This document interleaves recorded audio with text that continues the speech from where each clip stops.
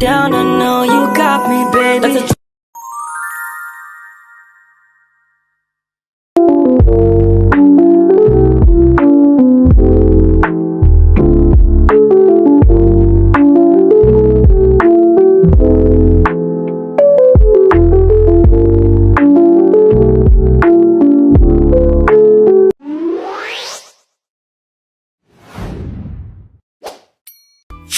Assalamualaikum warahmatullahi wabarakatuh.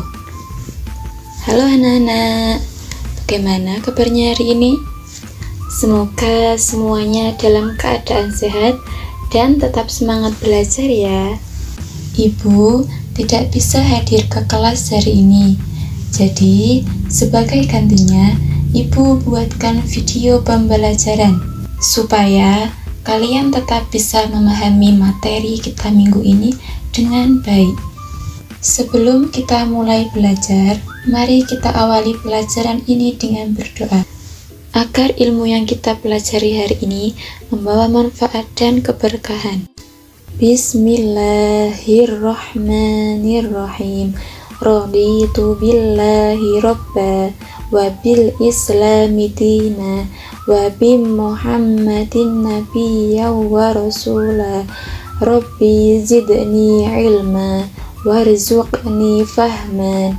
Amin ya rabbal alamin. Sekarang mari kita simak bersama-sama materinya dengan baik. Baik anak-anak, pada pertemuan kali ini kita akan belajar bab tentang ijarah dan upah atau ujroh. Namun, hari ini Ibu akan menjelaskan terlebih dahulu tentang ijarah atau sewa-menyewa. Yuk, kita simak bersama-sama materinya. Anak-anak, sebelum kita masuk ke materi, kalian perhatikan dulu tujuan pembelajaran hari ini. Tujuan pembelajaran kita hari ini yaitu yang pertama, siswa dapat menjelaskan pengertian ijarah. Yang kedua, menyebutkan dasar hukum ijarah. Yang ketiga, menyebutkan rukun dan syarat ijarah. Yang keempat, memberikan contoh kegiatan ijarah dalam kehidupan sehari-hari. Yang kelima, meneladani nilai-nilai Islam yang terkandung dalam ijarah. Sekarang, coba lihat gambar di layar ya. Ada yang tahu ini gambar apa? Nah, pernah nggak kalian atau orang di sekitar kalian melakukan hal seperti ini? Misalnya, menyewa rumah, menyewa sepeda di taman, atau menyewa tenda untuk acara. Sekarang, kita masuk ke materi yang pertama, yaitu pengertian ijarah. Secara bahasa, ijarah berarti sewa atau upah, sedangkan secara istilah, akad untuk mengambil manfaat dari suatu barang atau jasa dengan imbalan tertentu. Jadi, seseorang boleh menggunakan barang milik orang lain dengan membayar imbalan, tapi tidak menjadi pemilik barang itu. Contohnya, ketika kalian menyewa sepeda selama 1 jam, kalian bisa menggunakan sepedanya, tapi sepeda itu tetap milik pemiliknya. Selanjutnya, dasar hukum ijarah. Yang pertama dari sumber Al-Quran, surat At-Talaq ayat 6. Bismillahirrahmanirrahim. Fa inna ardu'na lakum fa'atuhunna ujurahunna. Yang artinya, apabila mereka menyusukan anak-anakmu, maka berikanlah kepada mereka upahnya. Yang kedua dari hadis, Wa'tul ajiro ajrohu qabla ayyajifa arakohu. Yang artinya, berikanlah upah kepada pekerja sebelum kering keringatnya. Hadis riwayat Ibnu Majah.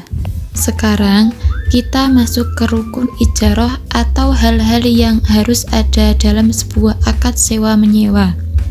Yang pertama, orang yang berakad atau penyewa dan yang menyewakan. Ini maksudnya ada dua pihak, penyewa dan yang menyewakan. Tanpa ada dua orang ini, akadnya tidak sah. Yang kedua, objek sewa. Ini barang atau jasa yang disewa. Misalnya rumah, sepeda, atau jasa seseorang. Objek ini harus jelas manfaatnya. Yang ketiga, upah atau imbalan. Jadi, harus ada bayaran yang disepakati. Contohnya, harga sewa rumah per bulan atau biaya sewa sepeda per jam. Dan yang keempat, ijab qabul atau kesepakatan. Ini ketika kedua pihak setuju. Misalnya, saya sewa rumah ini selama 1 bulan dan pemilik bilang, ya saya setuju. Itu namanya ijab qabul. Kalau 4 hal ini ada, barulah transaksi ijarah dianggap sah dalam Islam. Oke, sekarang kita masuk ke bagian syarat ijarah. Syarat ini penting ya, supaya transaksi sewa-menyewa itu sah dan tidak merugikan salah satu pihak. Yang pertama, barang atau jasa yang disewa harus jelas manfaatnya. Artinya, kita tahu barang itu dipakai untuk apa. Yang kedua, harga sewanya harus disepakati bersama, jadi tidak boleh sepihak menentukan harga. Yang ketiga, tidak boleh ada penipuan atau paksaan. Semua harus dilakukan dengan jujur dan atas persetujuan bersama. Dan yang terakhir, waktu sewanya harus ditentukan dengan jelas, misalnya disewa 1 hari, 1 minggu, atau 1 bulan. Nah, kalau keempat syarat ini terpenuhi, maka akad ijarahnya sah dan tidak menimbulkan masalah. Selanjutnya, contoh ijarah. Dalam kehidupan sehari-hari, ijarah itu sebenarnya sering banget kita lakukan.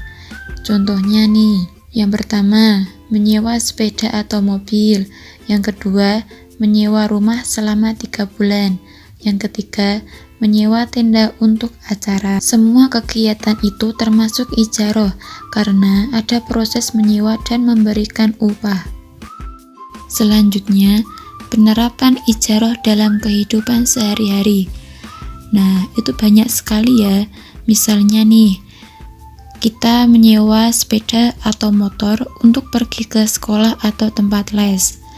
Ada juga yang menyewa rumah atau kos untuk tempat tinggal sementara. Selain barang, ijarah juga bisa berupa jasa, seperti ketika kita menyewa tukang untuk memperbaiki atap atau mengecat rumah. Selanjutnya, nilai-nilai ijarah.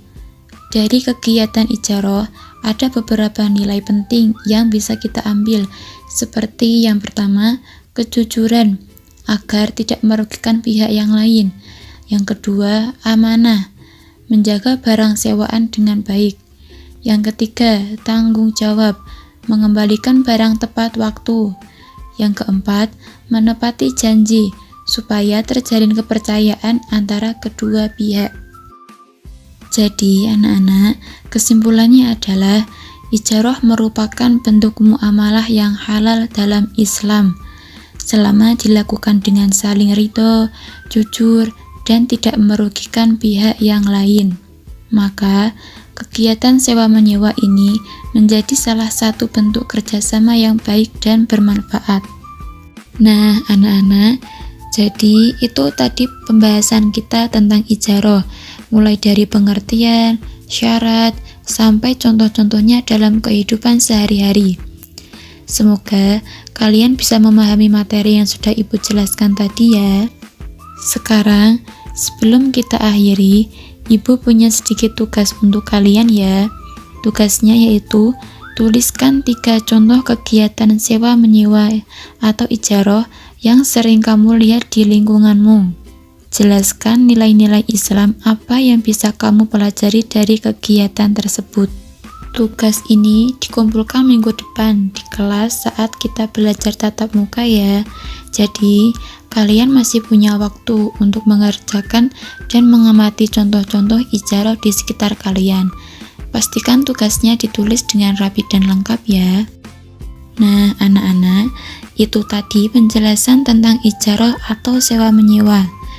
Untuk selanjutnya bab upah atau ujroh akan Ibu lanjutkan pada pertemuan berikutnya secara langsung di kelas ya. Jadi nanti kita bahas bersama-sama. Cukup sekian pembelajaran hari ini. Cukup Sampai di sini saja ya Ibu akhiri. Mari kita tutup dengan membaca doa setelah belajar bersama-sama. Subhanakallahumma wa bihamdika asyhadu an la ilaha illa anta astaghfiruka wa atubu ilaik. Cukup sekian dan terima kasih. Wassalamualaikum warahmatullahi wabarakatuh.